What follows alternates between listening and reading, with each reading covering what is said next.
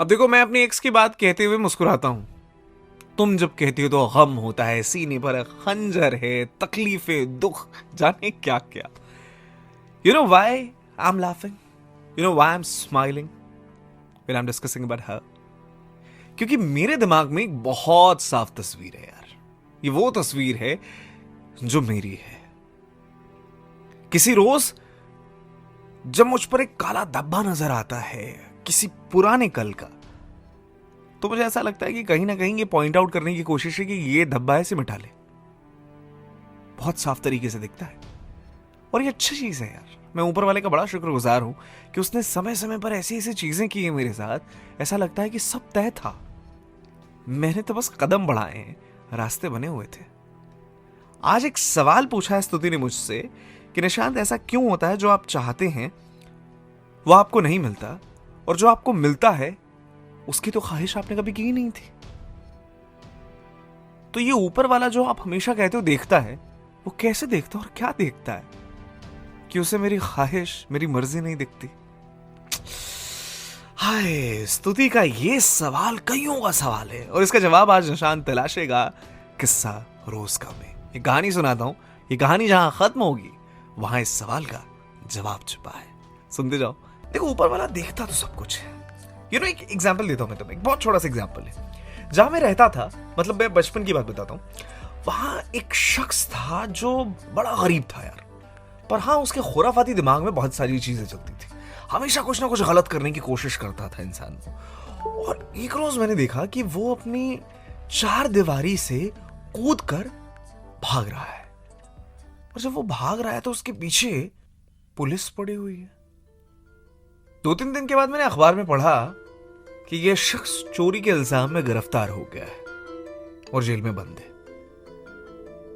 पर कहानी यहां खत्म नहीं हुई। उसके बाद मैंने देखा कि कुछ ही महीनों के बाद वो इंसान जेल से छूटकर आता है और जो उसकी कमाई है वो इतनी ज्यादा हो गई है कि वो एक छोटी सी झोपड़ी कब महल में तब्दील हो गई। ये हम देखते रह गए। जिस घर को अब तक मैं ऐसे खड़े खड़े देख लेता था, सर उठाना पड़ता था बड़ा ऊंचा। ये बुराई का पैसा इतनी जल्दी कैसे डबल हो गया यार। सोचता रहा और कभी कभी अपने पापा को कोसता भी था, क्या ईमानदारी की नौकरी करते हो, यहां देखो, एक हाथ मारा सब कुछ मिल गया। इसके बाद क्या हुआ, उनके घर में उनके बड़े वाले बेटे की शादी थी।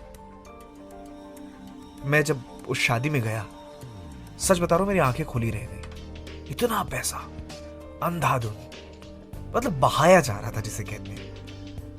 वो ढोल नगाड़े वालों के ऊपर ऐसे गड्डियां फेंकी जा रही थी नोटों की। वो आसमान में मुझे साफ, उस समय 500 और 1000 के नोट चलते थे, वो साफ नजर आते थे। और देख के कई बार ऐसा लगता था कि ऊपर वाला मुझे आज भी याद है कि मेरे हाथ में एक आइसक्रीम का कोन था और देख के मैं बड़े ललचाई नजरों से देख रहा था यार कि ऊपर वाला कैसे किसी को इतना कुछ दे देता और किसी के पास कुछ नहीं है।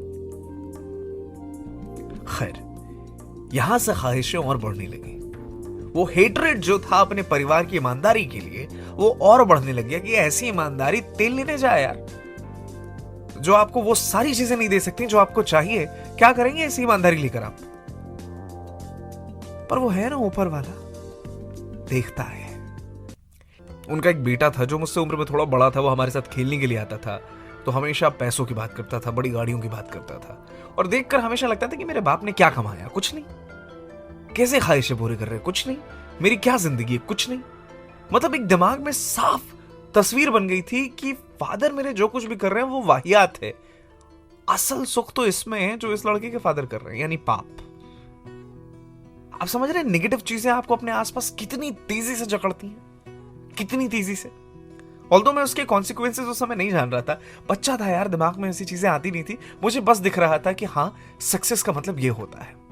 स्तुति, ये जो आपने सवाल किया था ना कि ऊपर वाला कैसे देख रहा है, वो ऐसे ही देख रहा है, क्योंकि वो सिर्फ देख नहीं रहा बल्कि दिखा रहा है। और उसने मुझे इन सारी ख्वाहिशें जो मेरे अंदर पल रही थी, उसका एक दूसरा चेहरा दिखाया जो बड़ा घिनौना था। उसके बाद क्यों मुझे अपने पापा की वो सैलरी वाली जॉब अच्छी लगने लगी, क्यों आज मैं एक रेडियो जॉकी हूं, क्यों अपनी जॉब से सेटिस्फाइड हूं, क्यों मुझे लगता है कि मैंने अपनी जिंदगी में बड़ा अच्छा काम किया, कि मैंने अपने फादर की बात मानी, क्यों मुझे इसी ट्रैक पर रहना अच्छा लग रहा है। तो ये तमाम चीजें जब चल रही थी, उस बीच एक रोज एक खबर आती है, ये दुर्गा पूजा का माहौल था। उससे कुछ दिनों पहले वो जो हमारे बीच एक अमीर बाप का बेटा था, उसके पिताजी किसी एक फ्रॉड केस में जेल चले गए।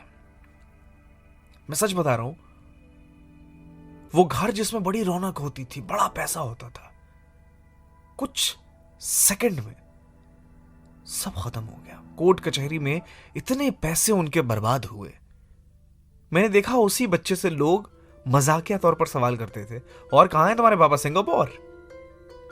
और कैसे वो बच्चा नजरें छुपाता था। ऊपर वाला करे कभी किसी को ऐसा दिन देखना पड़े। वो सारी शीखी धरी की धरी रह गई। कोई दिखता नहीं था आसपास। उस बच्चे के साथ शायद कोई वक्त नहीं बिताता था। उसकी माँ उसे अंदर रखती थी कि बाहर मत जा, लोग सवाल पूछेंगे।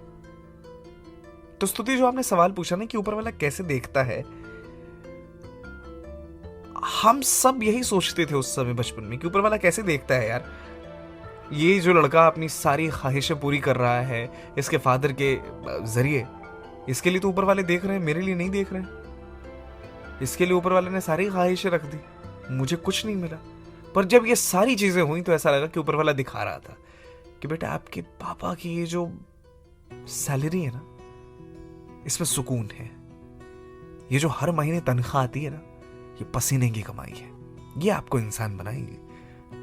उसके बाद फिर हम वहां कभी रहे नहीं, तो मुझे आगे का नहीं मालूम। बट आई एम श्योर, मुझे जितनी खुशी है अपनी सैलरी हर महीने कमाने के बाद, शायद ऐसी खुशी उस शख्स को नहीं होगी जो जुर्म की दुनिया से ही पैसे कमा रहा है या किसी और तरीके से कमा रहा है, जिसमें ऊपर वाले की बरकत नहीं है। तो ऊपर वाला देख जरूर रहा है और सबको सबके हिस्से का देता है वो। आप बस ईमानदारी से चलते रहिए। मैंने कहा ना कि आप सिर्फ पांव बढ़ा रहे हैं, गलत समझ रहे हैं आप कि आप रास्ता बना रहे हैं। रास्ता वो बना रहा है, बस पांव बढ़ा।